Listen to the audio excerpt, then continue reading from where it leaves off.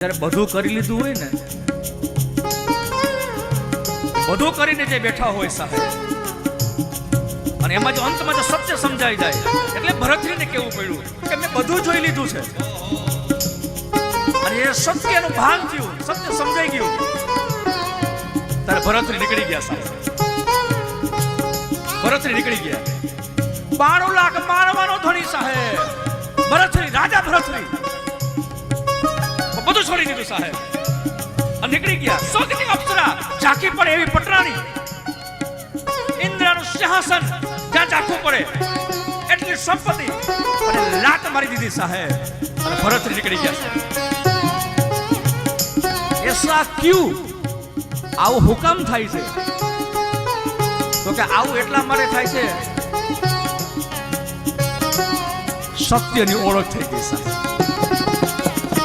बात भी सही है, हमारी और आपकी कोई अंतिम कोई मंजिल हो, ध्यान देना, तो उस मंजिल का नाम है सत्य साहब.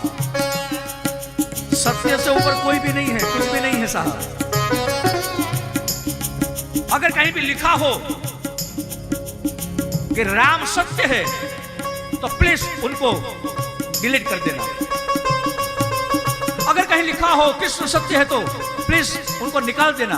अगर कहीं लिखा हो कि शिव सत्य है, तो प्लीज उनको निकाल देना और उनकी जगह लिख देना कि राम सत्य नहीं, सत्य ही राम है साहब. सत्य ही कृष्ण है और सत्य ही शिव है. कि संसार में सबसे ऊपर कोई है तो वो सत्य है साहब.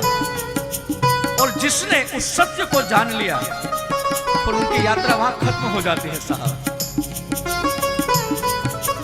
और भरतरी एक એવું પાત્ર હતું સાહેબ, એને સત્ય સમજાઈ ગયું સાહેબ.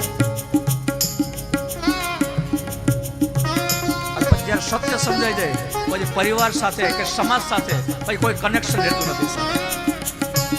જડ કમળવત કે પછી સંસારમાં હોવા છતાં સંસારથી વિરક્ત પણ જેને કહી શકાય. આ ભૂમિકા તમારે મારા જીવનમાં લઈ આવવાની છે. આ તમારી મારી આ કથાની યાત્રા આ છે. અને જો હાથના દિવસે જો આવું કંઈક પરિણામ આવે તો વ્યાસપીઠ પાસે આવું તો પાછું એવું ન હમતક શાસ્ત્રીજી બધું છોડવાની વાતો કરે છે. અહીં કોઈ આ ભગવા પહેરવાની વાતો નથી કરતો, એવું ન હમતતા. કારણ કે આવું જો સમજાય જાય તો મારા ઉતારે કોઈ માના નહીં હમાય. બધા લાઈનમાં ઉભા રહે, આ તમે ક્યાં પાટે ચડાઈ રહ્યા? આ ઘરવાળાને વૈરાગ આવી ગયો, હવે આને જુનાગઢ ભેગું થવું છે. બાપા, આ ક્યાંય જુનાગઢ જવાની જરૂર નથી કે હિમાલય જવા, અને એ કરતા નહીં. જેને જેને ઉતાવળ કરીને જેને જુનાગઢ પકડી લીધું છે ને, એને પાછું આવવું છે, પણ હવે આવી હકતા નથી. સમજાય છે?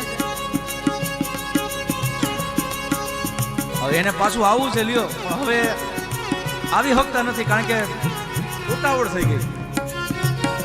ક્યાંક ઉતાવળ આપણાથી ન થઈ જાય, એટલે બહુ ઉતાવળ કરવી નહીં સાહેબ. બહારથી કાંઈ છોડવાની વાતો નથી, મૂળ વાત એ છે અંદરથી છૂટી જવું જોઈએ સાહેબ.